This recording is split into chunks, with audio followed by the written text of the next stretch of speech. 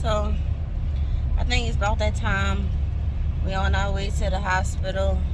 My contractions are almost like 2 minutes apart right now, and they painful. I've been in late, or I've been having contractions since about 7 last night. It's about 8 or 9 o'clock in the morning. Right now it's 9:24.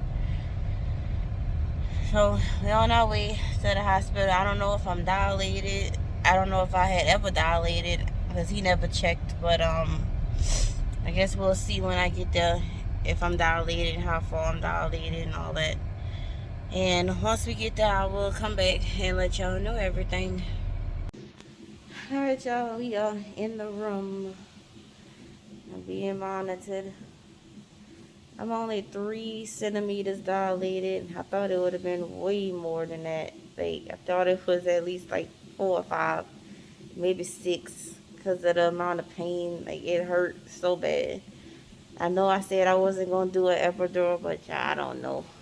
This hurt. I don't know if I'm going to be able to not have an epidural or not. It's because it hurt. It hurt real bad. And I have to be hooked up to antibiotics, so I won't be able to really be in the tub. Um, so I will keep y'all updated on everything, and I will be right back. All right, y'all. So it is much later, like the next day later. It is almost 8 o'clock.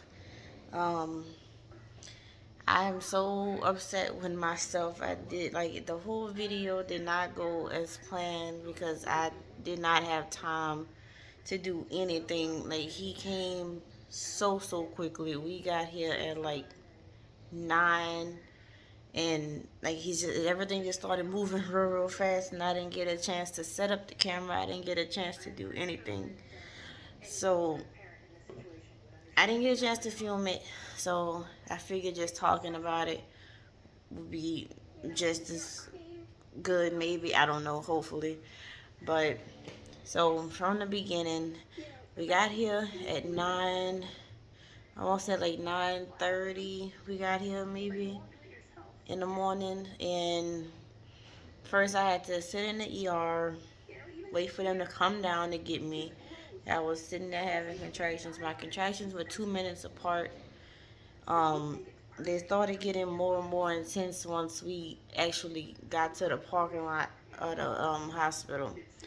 So they had me sitting there for a little while. They came and got me. Once I got to the room, they was still real intense. The contractions was intense. So I kept asking for something. I kept asking. I'm like, give me some type of pain, even though I know I said I didn't want no pain medicine, but couldn't take it. But kept asking for pain medicine. They're like, oh, we don't know if he gonna keep you because, like I said, I was only 3 centimeters dilated when they checked me. I thought I was gonna be way more than that, but it didn't end up. So they was like, oh, we don't know if he gonna keep you. But I'm like, my contractions are 2 minutes apart. What you don't mean? What you mean you don't know if he gonna keep me or not? So you can't send me home with 2 minute apart contractions like that's, I don't know. But so they kept saying they didn't know if he was gonna keep me, so I didn't get no pain medicine, and I ended up testing positive for the GBS, the Group B strep. So I had to get the antibiotics. Didn't get that in time. Like, everything, I don't know if I just had a slow nurse or if it was the doctor. I don't know who it was, but they moved really slow, and they got on my nerves because nothing happened how it was supposed to happen. Nothing was right, which is kind of why in the beginning I did not want to do a hospital. I didn't want to have a doctor. Like, I wanted to do like the what's it called, the midwife thing with the doula and stuff. So maybe would have had a better chance. I don't know, but um so after they finally was like, okay, he gonna keep you, because when they checked me again an hour later, I went from 3 centimeters to 5 centimeters dilated within 1 hour. So I feel like that should have told my doctor right there, like, oh, things are moving real quick. Might want to hurry up and get her medicine and stuff real quick, because I had to get the antibiotics in me before he came. I had to get at least 2 bags of antibiotics. I only ended up getting like 1.5. Not even, maybe maybe one full bag, because they did 1 bag and only half of that was in, and then she did another bag and I think only half of that went in, so maybe like 1 bag.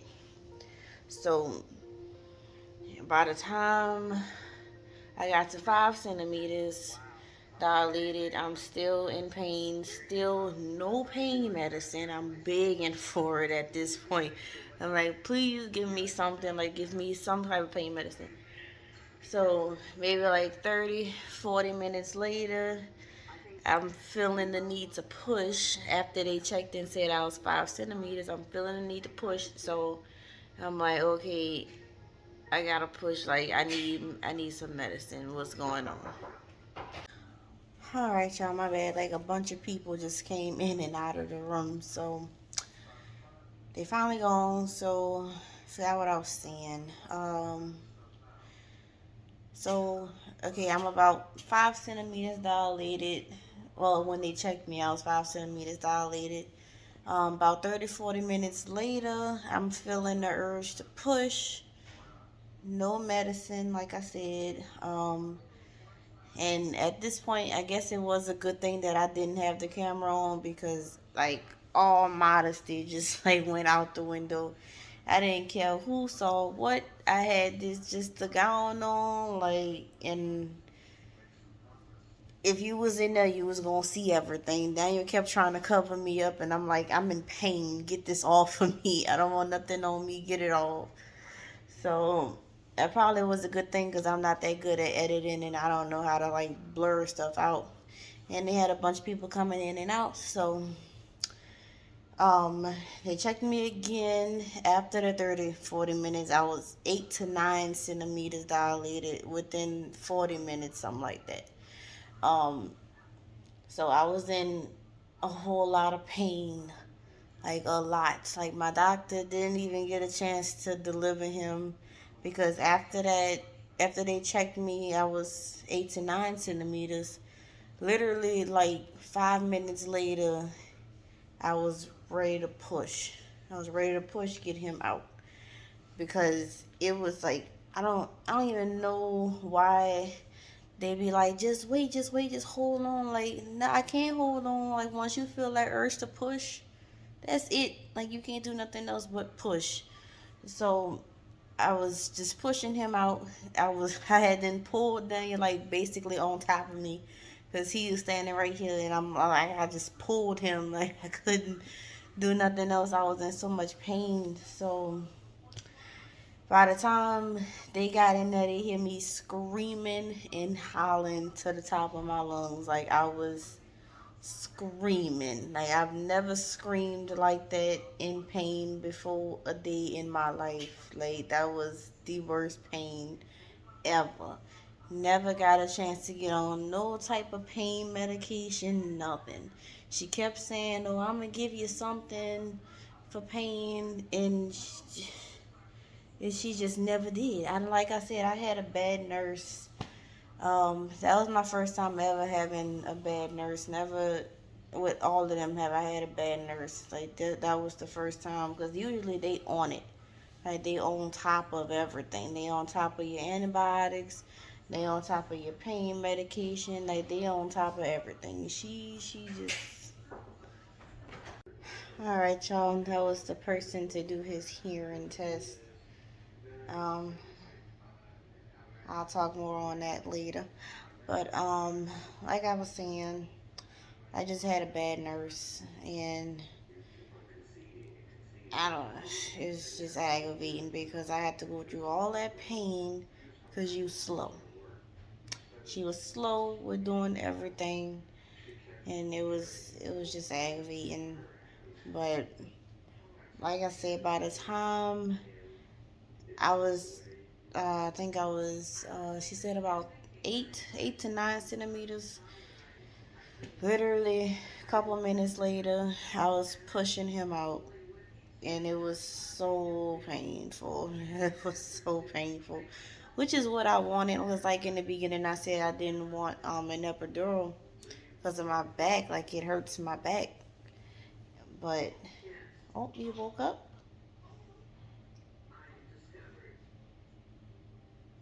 He woke up. He might go back. I don't know. um,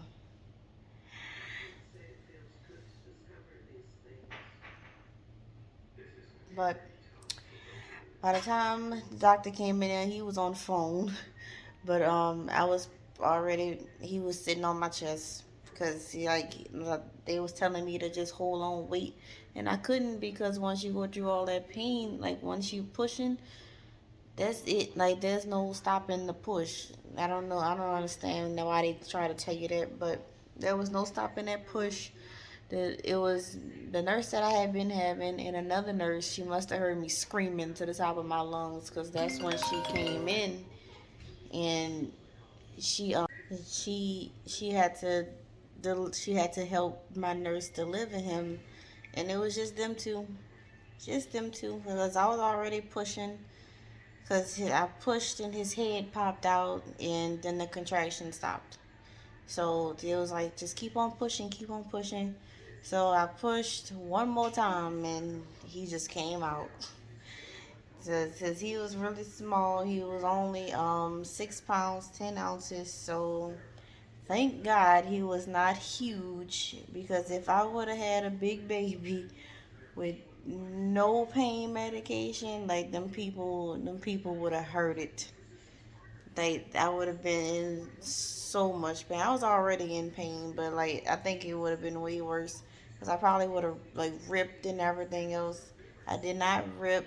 I He said I stretched, so there was nothing to repair.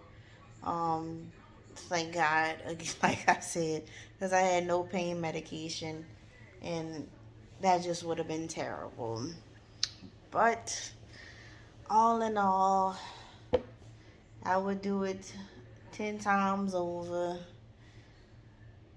He was so worth it. He's so small. He's so tiny.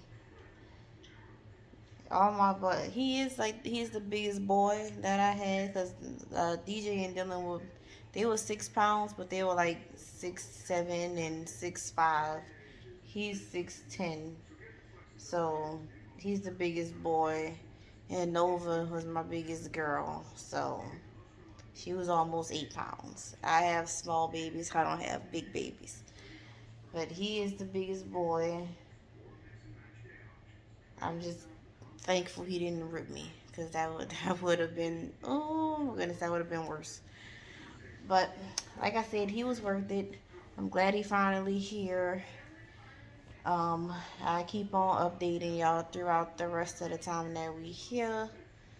Um, because I didn't get enough antibiotics because I tested positive. We have to be here for 48 hours.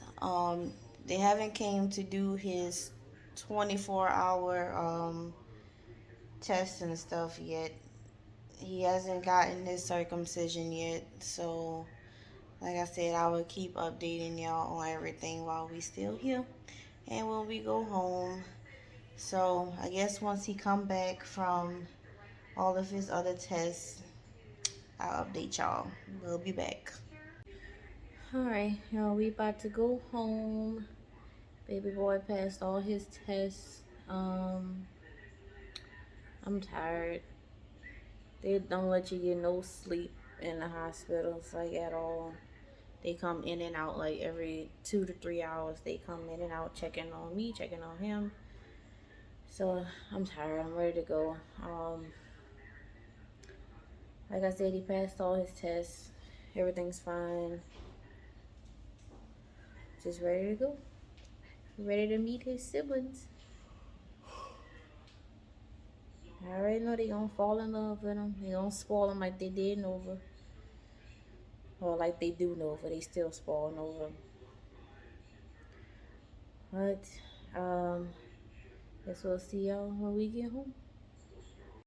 Hey y'all, so we made it home. Made it home kind of late. They had like a whole crime scene when we came in. I guess that's what living in Memphis is like. It's just like New Orleans. But made it home. The kids got a chance to see him. They got a chance to meet him. I sat downstairs for a little while, but I'm tired, so I'm about to go to bed. But I have to change him first because I have to keep his circumcision dry. He about to get upset, but he gonna be okay. He gonna be crying, and I feel so bad about the circumcision because it's so red. Oh, oh well, it'll be better for him in the long run. I just wish they wouldn't have did it like right across the hall from me because I heard him screaming. I almost started crying. My little baby was screaming. Hey, I heard him getting the circumcision done. I'm like, oh my Lord, please hurry up. But I'm about to go to bed, y'all. I'm gonna close the whole video out right here. Probably come back with some more. Depends on how I feel. I don't know, I'm tired. But I'll see y'all in the next video.